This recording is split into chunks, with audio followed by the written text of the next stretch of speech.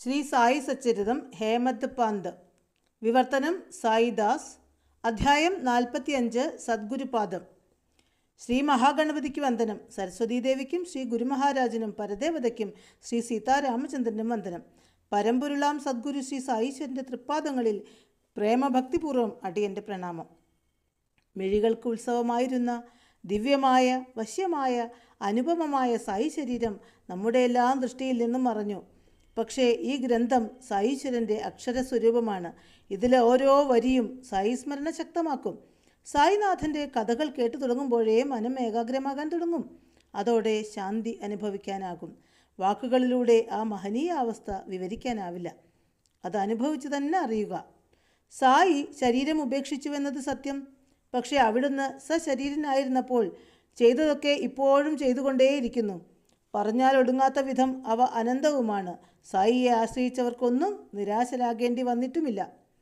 വസ്തുത ഇങ്ങനെയായിരിക്കെ നാം ഇപ്പോഴും ലൗകിക ജീവിതാസക്തി തുടരുന്നുവെങ്കിൽ, ഈശ്വരനോടുള്ള പ്രേമം പരിപോഷിപ്പിക്കപ്പെടുന്നില്ലെങ്കിൽ അതിലും വലിയ ഗതികേട് മറ്റെന്താണ്? പഞ്ചേന്ദ്രിയങ്ങളും സായിയെ കൊണ്ട് നിറയ്ക്കുക. ഒരു നിമിഷം പോലും സായി സ്മരണയിൽ നിന്നും മനസ്സിനെ വേറിട്ട് നിൽക്കാൻ അനുവദിക്കരുത്. അങ്ങനെയുള്ളവൻ മാത്രമാണ് യഥാർത്ഥ ഭക്തൻ.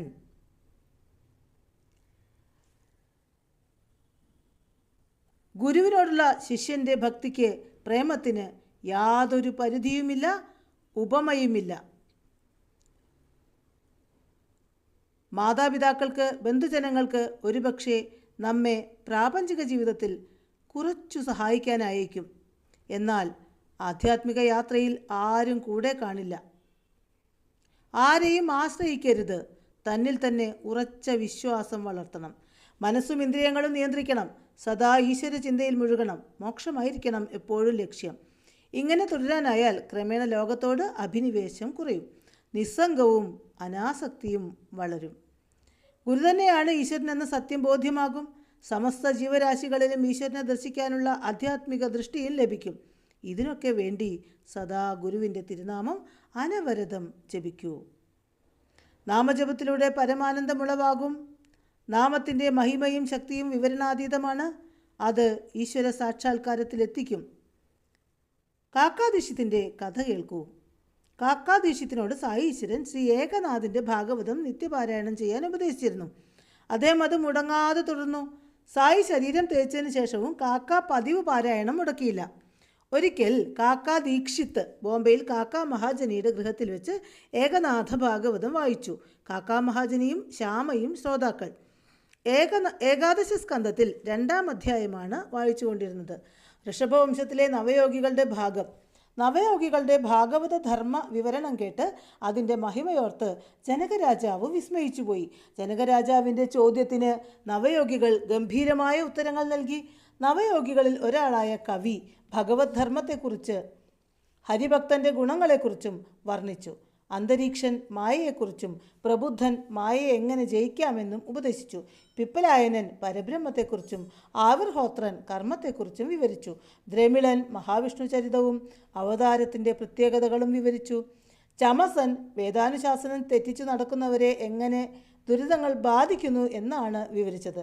ഭഗവാൻ എല്ലാവരിലും കുടികൊള്ളുന്നു. അതിനാൽ ആരെയും വെറുക്കരുത്. ഈശ്വരനില്ലാത്ത ഒരടി സ്ഥലം പോലും ഇല്ലാത്തതിനാൽ എല്ലാറ്റിനെയും എല്ലാവരെയും സ്നേഹിക്കുക. ഒടുവിൽ കരഭാജനൻ ഭഗവാനെ ഓരോ യുഗത്തിലും എങ്ങനെ ധ്യാനിക്കണമെന്ന് ഉപദേശിച്ചു. കലിയുഗത്തിൽ ഹരിയും ഗുരുവും മാത്രമേ രക്ഷിക്കായുള്ളൂ. അങ്ങനെ മാത്രമേ സംസാര ഭീതി അകലൂ. അതിനാൽ ഹരിയുടെ, ഗുരുവിൻ്റെ ചരണങ്ങളിൽ ആശ്രയം തേടുക. വായന ഇത്രയും ആയപ്പോഴേക്കും കാക്കാ ദീക്ഷിത് ആരോടെന്നില്ലാതെ പറഞ്ഞു, നവയോഗികളുടെ ഭക്തിപ്രഭാഷണം എത്ര മഹത്തരം! പക്ഷേ ഇത് പ്രായോഗികമാക്കുക എത്ര ദുഷ്കരം! നിരാശ സ്ഫുരിക്കും സ്വരത്തിൽ കാക്ക തുടർന്നു. നമ്മൾ വിഡ്ഢികളാണ്. ഭാഗവതം ഉപദേശിക്കും വിധമുള്ള ഭക്തി എന്നെങ്കിലും നമുക്ക് ശീലിക്കാനും സ്വന്തമാക്കാനും സാധിക്കുമോ? എത്രയേറെ ജന്മങ്ങൾ വേണ്ടിവരും അതുപോലൊരു ഭക്തി ലഭിക്കാൻ. തപസ്വികളായ നവയോഗികൾ എവിടെ? പാപികളും അല്പജ്ഞരുമായ നമ്മളെവിടെ? എനിക്ക് കനത്ത നിരാശ തോന്നുന്നു. കളങ്കമറ്റ ഭക്തി സ്വന്തമാക്കാൻ എനിക്കാവുമെന്ന് തോന്നുന്നില്ല. ഏതായാലും എൻ്റെ ഈ ജന്മം പാഴായിപ്പോയി. കാക്കാ സാഹിബ് ഇങ്ങനെ പറഞ്ഞ് വല്ലാതെ വികാരാധീനനായി. അദ്ദേഹത്തിൻ്റെ മനസ്സ് ചാഞ്ചാടി. ഇത് കേട്ട് ശ്യാമയുടെ മനസ്സും ക്ഷുഭിതമായി. കാക്കയുടെ ദൈന്യതയും ഈ എളിമയും ശ്യാമയ്ക്ക് തൃപ്തികരമായില്ല. അദ്ദേഹം വീറോടെ തിരക്കി, സായുശ്വരനെ പോലെ ഒരു തിരുവാഭരണം കിട്ടിയിട്ടും എന്തിനാണ് ഇങ്ങനെ ദീനത പുലമ്പുന്നത്? ഇത് അവിടുത്തെ അപമാനിക്കുന്നതിന് തുല്യം തന്നെ. ബാബയുടെ തൃച്ചേവടികളിൽ ഭക്തിയും വിശ്വാസവും നമുക്കുണ്ട്. പിന്നെ എന്തിന് ഇത്തരം അസ്വസ്ഥത? നവയോഗികൾ മഹാതപസ്വികൾ തന്നെ. അവരുടെ ജ്ഞാനം തീവ്രവും ശക്തിയേറിയതുമാണ്. പക്ഷേ നമ്മുടെ പ്രേമഭക്തി നിഷ്ഫലമാണോ? താങ്കൾ ബാബയുടെ ആജ്ഞപ്രകാരം ഏകനാഥസ്വാമികളുടെ വ്യാഖ്യാനത്തോടു കൂടിയ ഭാഗവതവും രാമായണവും വായിച്ചിരുന്നില്ലേ? ഹരിയുടെയും ഗുരുവിൻ്റെയും തിരുനാമം സദാ ജപിക്കാനും അവിടുന്ന് കൽപ്പിച്ചിട്ടുണ്ടല്ലോ. ആ തിരുനാമം താങ്കളെ സുരക്ഷിതമായി സംസാരസാഗരം കടത്തിവിടും. പിന്നെ എന്തിനാണ് ഇത്തരം പരിഭ്രാന്തി? ശ്യാമയുടെ വാക്കുകൾ കേട്ട് കാക്ക മൗനം പൂണ്ടു. പക്ഷേ അദ്ദേഹത്തിൻ്റെ മനസ്സ് തണുത്തില്ല. നവയോഗികളുടെ മഹനീയമായ ഉത്കൃഷ്ടമായ ഭക്തി തനിക്കില്ലല്ലോ എന്ന് അദ്ദേഹം ചിന്തിച്ചു. അത്തരം ഭാവം എന്നുണ്ടാകും? ഇരിക്കുമ്പോഴും കിടക്കുമ്പോഴും ഈ ചിന്ത അദ്ദേഹത്തെ വേട്ടയാടിക്കൊണ്ടിരുന്നു. ഇങ്ങനൊരു ഭക്തൻ ഭക്തിക്കായി പിടഞ്ഞുകൊണ്ടിരിക്കെ പിറ്റേ ദിവസം പ്രഭാതത്തിൽ അത്ഭുതകരമായൊരു സംഭവമുണ്ടായി. പഖാഡെ അനന്തറാവു ശ്യാമയെ തിരക്കി വന്നു. ആ സമയം ദീക്ഷിത്ത് ഭാഗവതം വായിക്കുകയാണ്. അനന്തറാവു താൻ തലേന്ന് കണ്ട സ്വപ്നം ശ്യാമയോട് ആവേശത്തോടെ വിവരിച്ചു. ഈ സംസാരം വായനയെ തടസ്സപ്പെടുത്തി. അദ്ദേഹം വായന നിർത്തി തിരക്കി. എന്താ കാര്യം? നിങ്ങൾ വലിയ സന്തോഷത്തിലാണല്ലോ. ഉറക്കെ പറയൂ, ഞങ്ങളും കേൾക്കട്ടെ. ശ്യാമ ഉടനെ പറഞ്ഞു. ഇന്നലെയല്ലേ താങ്കൾക്ക് സംശയമുണ്ടായത്? ഇതാ അതിനുള്ള പരിഹാരം വന്നിരിക്കുന്നു, കേട്ടോളൂ. പഖാഡയ്ക്ക് സായീശ്വരൻ സ്വപ്നദർശനം നൽകിയിരിക്കുന്നു. നിങ്ങൾ അത് കേൾക്കൂ. ഗുരുവിൻ്റെ തൃപ്പാദം പൂജിച്ചാൽ എല്ലാറ്റിനും പരിഹാരമാകുമെന്ന് ബോധ്യമാകും. അതോടെ ആനന്ദറാവുവിൻ്റെ സ്വപ്നം കേൾക്കാൻ എല്ലാവർക്കും തിടുക്കമായി. അദ്ദേഹം തനിക്ക് ലഭിച്ച ദർശനം വിശദീകരിച്ചു. ഞാൻ കടലിൽ നിൽക്കുകയാണ്, വെള്ളം അരയ്ക്കൊപ്പം. പെട്ടെന്ന് സായിനാഥൻ പ്രത്യക്ഷനായി. അവിടുന്ന് രത്നഖചിതമായ സിംഹാസനത്തിൽ ഇരുന്നരുളുന്നു. തൃപ്പാദങ്ങൾ ജലത്തിനടിയിൽ. എന്തൊരു തേജസ്സായിരുന്നു ആ രൂപത്തിന്! അത് കാണുകെ ഹൃദയത്തിൽ ആനന്ദം കിനിഞ്ഞു തുടങ്ങി. സ്വപ്നത്തിൽ എൻ്റെ അരികിൽ ശ്യാമയും ഉണ്ടായിരുന്നു. ശ്യാമ എന്നോട് പറഞ്ഞു, ആനന്ദറാവു, വേഗം അവിടുത്തെ തൃപ്പാദത്തിൽ നമസ്കരിക്കൂ. എനിക്ക് അതിന് വലിയ ആഗ്രഹമുണ്ട്. പക്ഷേ അവിടുത്തെ തൃപ്പാദങ്ങൾ ജലത്തിനടിയിലാണ്. ഞാൻ എങ്ങനെ ആ തൃപ്പാദങ്ങൾ കാണാതെ നമസ്കരിക്കും? അപ്പോൾ ബാബയുടെ പ്രിയങ്കരനായ ഭക്തൻ ശ്യാമ ബാബയോട് പറഞ്ഞു, ജഗദീശ്വര, തൃപ്പാദം ജലത്തിൽ നിന്നും ഉയർത്തു.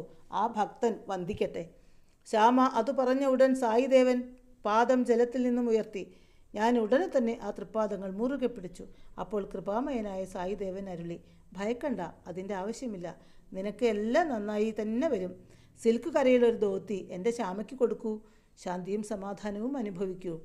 ആ സുന്ദരമായ സ്വപ്നം എനിക്ക് ദർശനം തന്നെയായിരുന്നു. അതേക്കുറിച്ച് ആലോചിക്കുമ്പോൾ തന്നെ ആനന്ദം. ഞാൻ പട്ടുകരയുള്ള ഒരു ധോത്തി വാങ്ങിക്കൊണ്ടുവന്നിട്ടുണ്ട്. ഇത് വാങ്ങുവാൻ ശ്യാമയോട് പറയുമോ? സ്വപ്നദർശനം ഇങ്ങനെ വിവരിച്ച ശേഷം അദ്ദേഹം വിനീതമായി അഭ്യർത്ഥിച്ചു. ശ്യാമ ആ പ്രാർത്ഥന കേട്ടു. പക്ഷേ അദ്ദേഹത്തിന് അത് സ്വീകരിക്കാൻ മടിയായിരുന്നു. ഇത് ആ ഭക്തൻ കണ്ട ഒരു സ്വപ്നം മാത്രം. എനിക്കതിൻ്റെ സത്യാവസ്ഥ അറിയില്ല. സായിനാഥൻ എനിക്ക് എന്തെങ്കിലും സൂചന നൽകിയാലേ ഞാനത് സ്വീകരിക്കൂ. ഇതായിരുന്നു ശ്യാമയുടെ നിലപാട്. കാക്കാ സാഹിബ് ഒരു പരിഹാരം നിർദ്ദേശിച്ചു. നമുക്ക് സായി പാദങ്ങളിൽ നറുക്കിടാം. അതിൽ നിന്ന് കിട്ടുന്നത് എന്തായാലും അവിടുത്തെ കൽപ്പനയായി സ്വീകരിക്കാം. ശ്യാമ അത് സമ്മതിച്ചു. ഇതാണ് കാക്കായുടെ രീതി.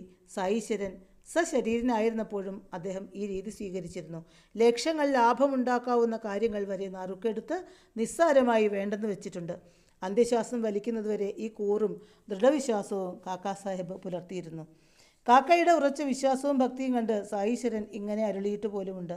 കാക്ക, നിന്റെ വിശ്വാസവും കൂറും ഫലവത്താകും. നിന്നെ ഞാൻ രഥത്തിലേറ്റി കൊണ്ടുപോകും. ഒട്ടുമേ ഭയം വേണ്ട. ഒടുവിൽ അത് സത്യമായി ഭവിക്കുകയും ചെയ്തു. തിരുനാമ ജപ പരമാനന്ദത്തിൽ മുഴുകിയാണ് കാക്ക ശരീരം ഉപേക്ഷിച്ചത്. അങ്ങനെ ധോത്തിയുടെ കാര്യം അറിയാനായി കാക്കാ സാഹിബ് നറുക്കിട്ടു. ഒരു കുട്ടിയെ കൊണ്ട് നറുക്കെടുപ്പിച്ചു. കുട്ടി കൊടുത്ത നറുക്കിൽ ധോത്തി സ്വീകരിക്കൂ എന്നെഴുതിയിരുന്നു. നറുക്കും സ്വപ്നവും ഒത്തുവന്നപ്പോൾ എല്ലാവരും ആഹ്ലാദഭരിതരായി. ശ്യാമ ആനന്ദവാനായി. സായി ഏക കൃപയിൽ ആനന്ദറാവു മതിമറന്നു. തൻ്റെ സംശയങ്ങൾ പരിഹരിക്കപ്പെട്ടതിൽ കാക്കയുടെ മിഴികൾ നിറഞ്ഞു. വായനക്കാരെ, ഒരു കാര്യം മറക്കരുതേ. നമ്മെ ഏറ്റവും നന്നായി അറിയാവുന്നത് നമ്മുടെ സ്വന്തം സൽഗുരുവിനാണ്. അവിടുന്ന് അരുളുന്നത് എന്തോ അതൊരു സംശയവും കൂടാതെ അനുസരിക്കുക. നമ്മുടെ ഉന്നതിക്കുള്ള ഏറ്റവും നല്ല വഴി അതുമാത്രമാണ്. ഗുരുവിനെ അനുകരിക്കുകയല്ല ഉത്തമ ശിഷ്യൻ ചെയ്യേണ്ടത്, ഗുരുവാക്കുകളെ അനുസരിക്കുകയാണ്. സദ്ഗുരുവചനം വേദം തന്നെ. ഒരിക്കലും അവിടുത്തെ വാക്കുകളോട് അനാദരവ് അരുത്. നമ്മുടെ സ്വന്തം അമ്മയെപ്പോലെ അതിനേക്കാൾ നമ്മെ സ്നേഹിക്കാൻ സായീശ്വരനല്ലാതെ മറ്റാർക്കും കഴിയില്ല.